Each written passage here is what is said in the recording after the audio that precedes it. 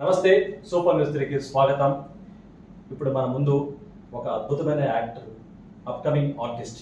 ఎందుకంటే ఏ మాట మాట చెప్పుకోవాలి. మారాముడు అందరివాడు ప్లస్ వేట మొదలైంది. ఈ రెండు సినిమాల్లో బాగా నటించి, అంటే తనకున్నటువంటి పరిజ్ఞానంతో అద్భుతమైన నటనా శక్తిని ప్రదర్శిస్తూ 10 మందికి ఆదర్శప్రాయం ఉన్నటువంటి ఒక మహోన్నతమైనటువంటి కళాకారుడికి ఎదగాలన్న ఉద్దేశంతో ఒక సినిమా రంగంలోకి ఆయన అడుగుపెట్టారు. ఇప్పుడు మనము కొన్ని ప్రశ్నలతో అడిగి వారిని మనం పరిచయం చేసుకొని వారు ఎలా ఈ ఫీల్డ్ ఎలా వచ్చారనేది మనం వారి ద్వారా మనం కనుక్కుంటాం. నమస్తే అండి. నమస్తే అండి. సార్, మీ పేరు ఏం పేరు సార్? నా పేరు అనుమల్ లక్ష్మణరావు అండి. ఓకే, అంటే ఏ ప్రాంతం నుంచి మీరు ఇక్కడికి వచ్చారు? యాక్చువల్గా మాది విజయవాడ అండి, ప్రాపర్. ఓకే, విజయవాడలో ఉన్నాను. వ్యాపార రీత్యా నాకు బిజినెస్ పరంగా తిరుపతి, ఒంగోలు, గుంటూరు ఇలా బ్రాంచెస్ ఉన్నాయి. అన్ని చోట్ల కూడా తిరుగుతూ ఉంటాం. ఓకే ఓకే వ్యాపార రీత్యా. అంటే ఈ ఫీల్డ్ లోకి రావాలన్న ఆలోచన మీకు ఎందుకు కలిగింది? మీకు నాకు ఒక 2 years బ్యాక్ సుమన్ గారు పరిచయం అయ్యారండి. ఓకే.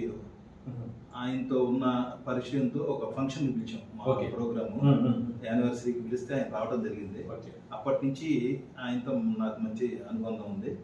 విజయవాడ వస్తే నన్ను కలవటం, మా ఆఫీస్కి రావటం, అట్లా అది కంటిన్యూ అవుతుంది. నాకు ఒక సలహా ఇచ్చారు అనమాట ఆయన. మీరు ఫ్యూచర్లో చేస్తే లక్ష్మణరావు మీ గెటప్ బాగుంది కాబట్టి, నాది 6 feet పైన ఉంటుంది. ఆయన ఏం చెప్పారంటే, లక్ష్మణరావు మీరు విలన్ క్యారెక్టర్కి చేస్తే బాగుంటుంది, అసలు ముందు ట్రై చేయండి, బాగుంటుంది అని అన్నారు. వారి ఫస్ట్ నాకు బెస్ట్ సజెషన్ ఇచ్చింది ఆయన. అంటే మీరు ఈ రంగంలోకి రాకముందు మీరు ఏమైనా నాటకాలు ఏమైనా వేసేవాళ్ళు? అసలు లేదండి, నాకు ఎక్స్పీరియన్స్ లేదు. కానీ ఫస్ట్ టైం నాకు అలా చేయాలనిపించింది. అనుకోకుండా సుమన్ గారి ఫంక్షన్లో మాకు ఒక ఆర్టిస్ట్, ఒకతను జూనియర్ ఆర్టిస్ట్ ఆయన పరిచయం అయ్యాడు. ఆయన ద్వారా నాకు తిరుపతిలో రవికిరణ్ గారని ఇట్లా అంతకుముందు సినిమా తీశారండి. అంటే వేట మొదలైన డైరెక్టర్ గారు? వేట మొదలైన అంటే ఇప్పుడు నేను చేస్తున్న సినిమాకి డైరెక్టర్ ఆయన. ఆయనతో పరిచయం ఏర్పడింది. అనుకోకుండా చక్కగా మాకు ఆయన కథ చెప్పటం, ఆ చెప్పిన విధానం నాకు చాలా బాగా నచ్చింది. అంటే మీరు ఫస్ట్ నటించిన సినిమా ఏదండి? అంటే మారాముడు అందరివాడా లేదంటే వేట మొదలైంది? యాక్చువల్గా అయితే వేట మొదలైంది ఫస్ట్ సినిమా. 2 మారాముడు అందరివాడు. కాకపోతే ఏంటంటే ఈ 2 కూడా దగ్గరలోనే బిగినాయి. ఒక 20 days గ్యాప్ బిగినాయి. కాకపోతే ఇప్పుడు ఫస్ట్ మారాముడు అందరివాడు తొందరగా రిలీజ్ కావడానికి సిద్ధంగా ఉందన్నమాట. దీనికి దానికి పెద్ద గ్యాప్ ఉంటుంది, ఒక 1 నెల రోజులు వ్యవధి అంతే. అంటే యాక్చువల్గా మీరు 2 సినిమాలు నటించారు కదా మీరు. మీకు ఈ 2 సినిమాల్లో మీకు నచ్చిన పాత్ర అంటే ఇందులో బాగుందా, ఇందులో బాగుందా? అంటే మారాముడు అందరి వాటిలో మీరు బాగా చేశారా, లేదు అంటే ఆ క్యారెక్టర్ బాగా నచ్చిందా? వేట మొదలైన సినిమాలో మీకు క్యారెక్టర్ బాగా నచ్చింది? ఇప్పుడు ఎట్లా అంటే దీనికి దానికి సంబంధం లేదు. మారాముడు అందరి వాడు అనేది అది కుటుంబ కథా చిత్రం, ప్లస్ కమర్షియల్ సినిమా. అన్నీ ఉంటాయి, నవరాత్రాలు ఉంటాయి అనమాట. అది దానికి సంబంధించిన క్యారెక్టర్ అనమాట. అది ఒక ఎమ్మెల్యే, ఆ ఎమ్మెల్యే ఎలా చేస్తాడు, ఆ ఊర్లో ఎలా పీడించు తింటాడు. నేను చూసాను సార్, నేను చూసాను. అంటే మామూలుగా మీరు ఎట్లా అంటే ఒక ఎక్స్పీరియన్స్ యాక్టర్ లాగా చేశారు మీరు. అంటే నేను మామూలుగా ఎవరిని మెచ్చుకోలేను, మామూలుగా నేను చూసాను కాబట్టి అంటున్నాను అనమాట. Sir, it's very good performance. నేను మామూలుగా ఎట్లా అంటే ఏదన్నా ఒక చిన్న ఫాల్ట్ ఉన్నా కూడా నేను ఈజీగా నేను బాగా ఫాలోఅప్ చేసి నేను కనిపెట్టేస్తాను. కానీ మీరు ఒక చిన్న ఫాల్ట్ కూడా లేదండి. అంటే అనుభవం ఉన్న ఆర్టిస్ట్గా మీరు బాగా నటించారు, మీరు చాలా బాగా నటించారు మీరు. సో నాకు కూడా ఏమనిపిస్తుంది అంటే, అవునే మీలాంటి ఆర్టిస్టులు ఈ యొక్క సినీ పరిశ్రమకి ఎంతైనా అవసరం ఉందని నేను అనుకుంటున్నాను. ఎందుకంటే మీలాంటి వాళ్ళు ఈ సినిమా పరిశ్రమకి రావడమే ఒక అద్భుతం చెప్పాలంటే. ఎందుకంటే మీరు అనుభవం ఉన్న యాక్టర్స్గా మీరు ఇందులో యాక్ట్ చేయలేదు, న్యాచురల్గా చేశారు. పాతకాలంలో వాళ్ళు రాజనాల కావచ్చు, ఎన్టీ రామారావు కావచ్చు, నాగేశ్వరరావు కావచ్చు, ప్లస్ ఆయన ఐశ్వర్య గారు కావచ్చు, ఇలాంటి మహానుభావులు ఎంతో మంది ఉన్నారు ఆర్టిస్టులు. వీళ్ళందరూ కూడా ఎట్లా అంటే ఎట్లా సహజత్వానికి ఎట్లయితే దగ్గరగా ఉంటారో ఆ రకంగా మీరు యాక్ట్ చేశారు. నేను చూశాను మిమ్మల్ని. సో నేను కూడా మీ ఫ్యాన్ అయిపోయాను. ఇప్పుడు మీరు అడిగింది నాకు ఎక్స్పీరియన్స్ నాటకం ఎలా చేశానని. నాకు అసలు ఏ నాటకాలు ఇంతకుముందు ఎప్పుడు చేయలేదు. కాకపోతే ఏంటంటే అసలు నాకు తెలియని దాన్ని ఏమంటారు, స్వామివారు మనకు ఒక అనుగ్రహం అనుకోండి. ఆ మేకప్ వేసి ఆ గెటప్ వేస్తేనే మనకు అది వచ్చేసింది. యాక్చువల్గా మారాముడు అందరి వాడి కన్నా ముందు సినిమా వేట మొదలైంది. దానికి దీనికి రోజులే తేడా, నెలలు కూడా కాదు. ఫస్ట్ వచ్చాను. ఫస్ట్ డే షూటింగ్ అప్పుడు మాకు రవికిరణ్ గారు డైరెక్టర్ వేయడం మొదలైంది. ఆయన ఏంటంటే ఇలా చేయాలంటే ఇలా చెప్పారు. ఒక మ్యాక్సిమం ఒక హాఫ్ అన్ అవర్ 1 అవర్ అండి అంతే.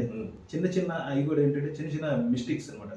అది మిస్టేక్ అనే దానికన్నా కూడా సజెషన్ అనమాట. అది ఒక రకంగా చెప్పాలంటే నాకు తెలుసు, ఎందుకంటే మీరు చెప్పింది కరెక్టే. ఎందుకంటే ఆయన రవికిరణ్ గారు లవ్ టు లవ్ సినిమా తీశారు. అవునండి. అది ఇక్కడ తిరుపతిలో దేవేంద్ర థియేటర్లో ఆడింది, బాగా ఆడింది, పర్వాలేదు. ఎందుకంటే సినిమా ఇప్పుడు చూడండి, ఇల్లు కట్టి చూడ పెళ్లి చూడాలి పెద్దలు గారు. అదే ఒక సినిమా తీయాలంటే చాలా కష్టం, ఇల్లు ఇచ్చినట్టు ఇంకా కష్టం అన్నమాట. సో అలాంటిది ఎన్నో సమస్యల్ని ఎన్నో ఆర్థిక ఇబ్బందుల్ని ఆయన ఎదుర్కొని ఆ సినిమా కష్టపడి తీశారు. హాస్పిటల్ ఉన్నారు అంటే నేను కూడా దగ్గరుండి ఆయన పడుతున్న శ్రమను కూడా నేను బాగా అబ్జర్వ్ చేశాను. అంటే ఇవాటి ఏం చెప్తున్నారంటే, ఒక డైరెక్టర్ ఒక ఆర్టిస్ట్ని ఏ రకంగా నాకు ఆ క్యారెక్టర్ ఈ రకంగా కావాలి, నాకు ఇంత హైప్లో ఉండాలి అని కోరుకుంటారు. అదే విధంగా మీరు కూడా ఎట్లా అంటే, నేను నా క్యారెక్టర్కి న్యాయం చేయాలి అని మీరు అంటే నాకు మీ ఒక సీన్ మీతో చెప్పారు సార్. మీరు అందలా ఇది మారాడు అందరివాడు, అందులో మీరు చేసినప్పుడు నేను బాగా మిమ్మల్ని అబ్జర్వ్ చేశాను. మీరు ఒక ఎక్స్పీరియన్స్ ఉండే క్యారెక్టర్ లాగా చేశారు. అది మీకు ఎలా సాధ్యమైంది సార్? మీకు అదే సార్, అందుకనే ఫస్ట్ బేసిక్గా ఏంటంటే నాకు కథ చెప్పినా నేను వినేటప్పుడు కూడా అంటే నేను చెప్తున్నాను, కళ్ళు మూసుకొని వింటానండి. ఆయన ఏం చెప్తున్నారో నేను అంటే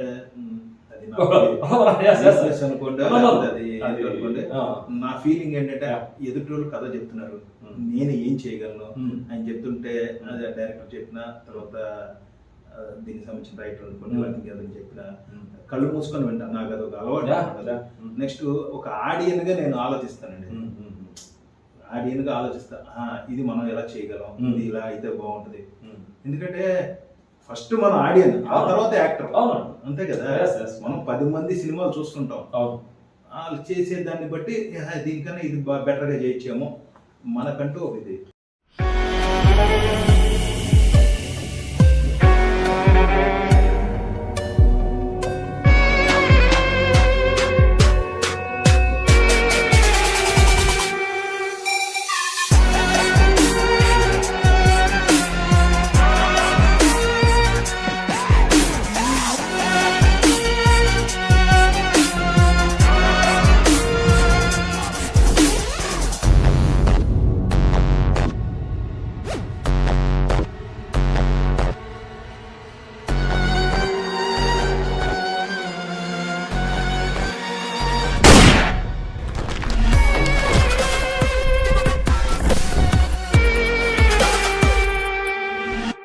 అంటే మీరు ఎలాంటి రోల్ చేయాలని కోరుకుంటున్నారు? అంటే ఏ రకమైనటువంటి క్యారెక్టర్ చేయాలని కోరుకుంటున్నారు? అంటే నా మనసులో కొన్ని ఉంటాయండి, కానీ ఏంటంటే వయసు రీత్యా ఇప్పుడు నేను హీరోగా చేయాలి కానీ అవ్వదు కదా అది. కాకపోతే జనాలు యాక్సెప్ట్ చేయాలి, ప్రజలు. దానికి చేయాల్సింది ఏంటంటే నా బాడీ లాంగ్వేజ్కి ఏం సరిపోద్ది అనేది నా ఆలోచన. కొంచెం ఏదైనా కానీ విలన్, చాలా మంది అడుగుతున్నారు ఏదో రానున్న కాలంలో కూడా విలన్ గా నీకు చాలా సినిమాలు ఉన్నాయి. విలన్ అంటే కూడా రకరకాల క్యారెక్టర్లు వస్తుంటాయి అంతే తప్ప విలన్ అంటే 10 సినిమాల్లో విలన్ చేసామని అన్ని అలాగే ఉండవు. రావుగోపాలరావు గారు ఉన్నారు, విలన్ గా చాలా సినిమాలు చేసి ఉంటారు. అలా ఎగ్జాంపుల్ కోటా గారు. అది మాత్రం కరెక్ట్. ఎందుకంటే నేను కూడా చాలా పాతకాల సినిమాలు ఇప్పుడున్న సినిమాలకి చాలా డిఫరెన్స్ ఉందన్నమాట. అంటే ఆ కాలంలో న్యాచురల్ యాక్టర్స్ ఉండేవాళ్ళ. సో ఆ రకంగా మీరు కూడా చూశాను.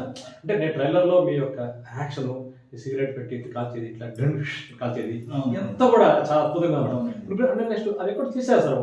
ఒక సముద్రం ఉంది చెన్నై దగ్గర ఇరుక్కం ఐలాండ్స్ అని అక్కడ చేసాము. ఎక్స్ట్రాడినరీగా ఉంటుంది. అది ఏంటంటే డ్రోన్ షాట్స్ కానీ బాగా ఎక్స్పెన్సివ్ గా తీశారు. ఆ ప్రొడ్యూసర్ కానీ డైరెక్టర్ కానీ ఏంటంటే వాళ్ళ కాన్సన్ట్రేషన్ అంతా కూడా బాగా పెట్టి, అంటే ఒకటండి ఎలా ఉంటుందంటే బేసిక్ గా ఒక పని చేస్తున్నాం, వాళ్ళు ఒక పని చేస్తున్నారు, డైరెక్టర్ కానీ నిర్మాత కానీ. అది బాగుంది అనుకోండి, అరే ఇది ఇంకెంతకన్నా ఇతను బాగా చేస్తున్నాడు, అది నేనేం కాదు ఎవరైనా సరే, ఈ క్యారెక్టర్ ఇతను బాగా చేస్తాడేమో, ఇంకో సీన్ చక్కగా పెట్టి తీయచ్చు, హైలైట్ అవుతుంది. ఎప్పుడైతే వీక్ గా ఉండో తగ్గిస్తారు, సహజం. అది నేనని కాదు, ఎవరికి ఒక్కొక్కరికి ఒక్కొక్క రూల్ ఉంది. ఎందుకంటే జనాలు యాక్సెప్ట్ చేయాలి.